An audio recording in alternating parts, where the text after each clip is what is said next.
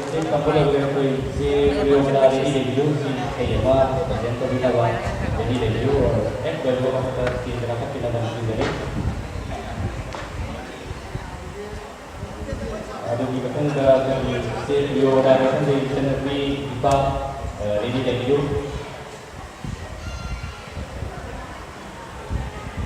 bagi kau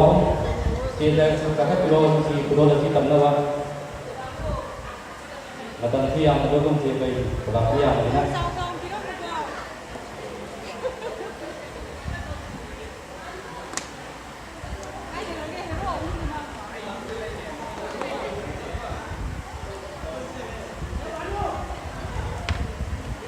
देखो फिरो अहमदा को इलाव भी बनी इलाव देवा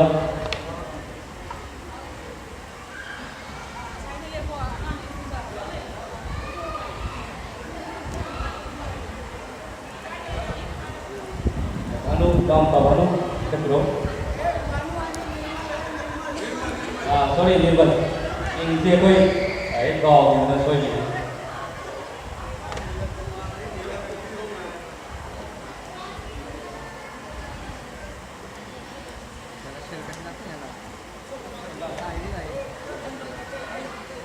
Masih ada gol interview, masih ada. Dan now di Madinah masih ada gol interview.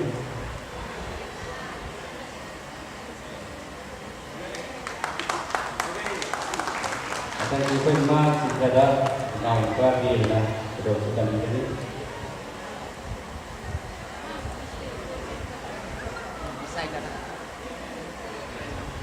Kan di Madinah dan sudah kita begini.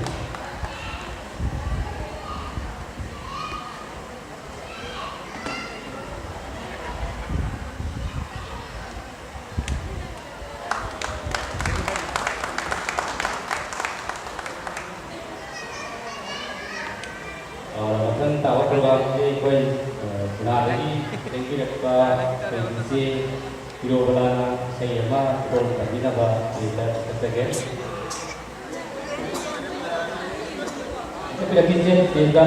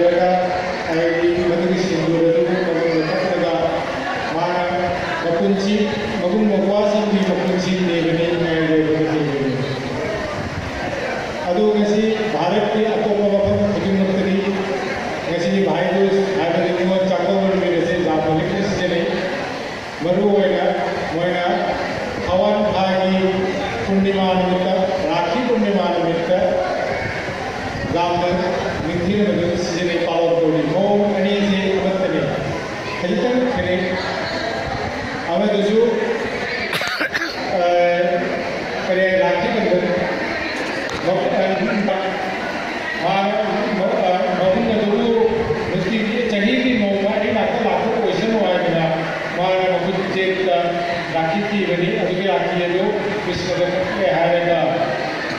अइना लेने की अइनी गुण से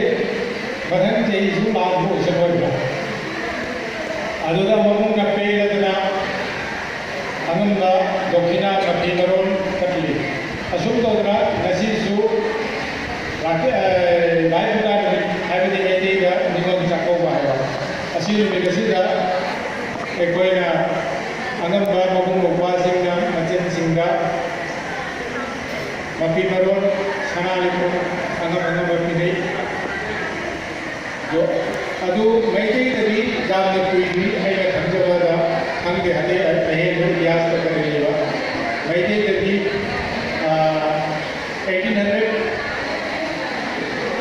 1800 BC की होरकने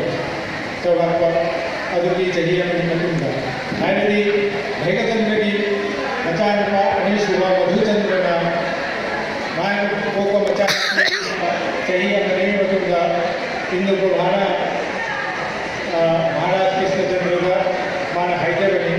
जारगति भगवान महादेव का मागी करीबन पूरे मंडन कच्चे के आदर्शन साधे के अदोदा मारा मधुचंद्र जो खनन की मधुचंद्र का अवधि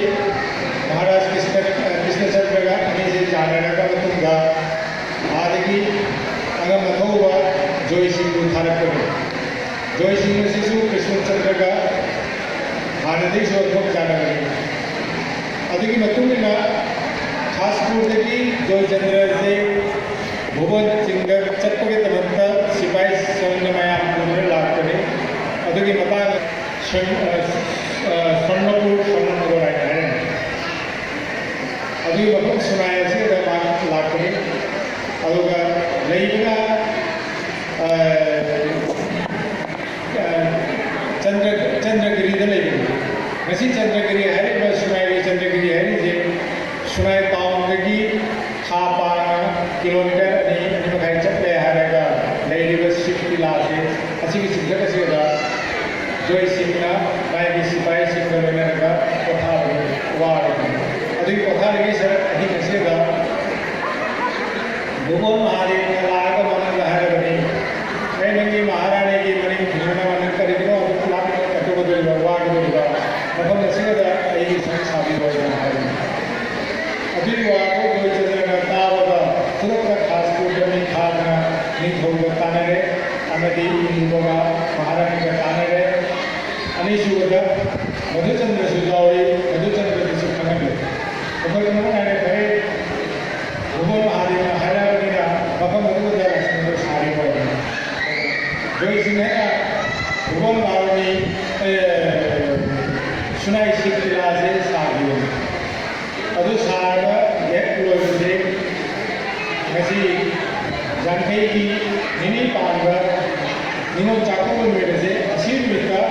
इंद्र प्रभाव लाभना कृष्णचंद्र महाराज करवे सिपाही सैन्य में लाभना सुनाई की शिवला से अभी अपूर्व लेगा कई धुमतारा की पाए पाए तो चिन्ह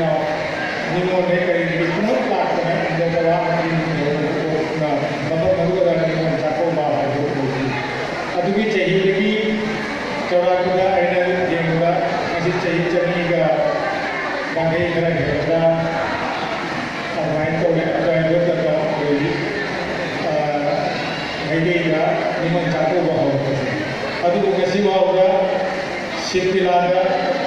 haidwe mumidase dagi mayam no chakobunina adagi hege committee mayam sindra haidwe yangai ki mini ko dagi he sundra akan nawaji madan daga nawaji kahuma se aja mera kaagane hai ngasi ko mumidase ahan bar nawaji ni mahan moy kaligasi aseba yang kayak gini pada dengan campur ini, kalau masih aja sungai Siti Raja dan Jawa,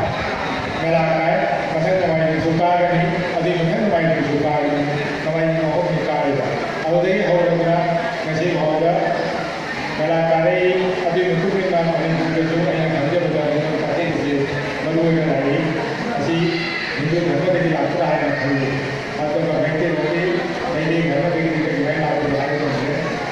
ꯑꯗꯣ ꯉꯁꯤ ꯂꯥꯛꯏꯕ ꯃꯌꯥꯝꯁꯤꯕꯨ ꯍꯔꯥꯎ ꯇꯌꯥꯝꯕ ꯑꯣꯛꯆꯔꯤ ꯑꯗꯨꯒ ꯃꯈꯣꯏ ꯃꯆꯥꯁꯤꯡꯅ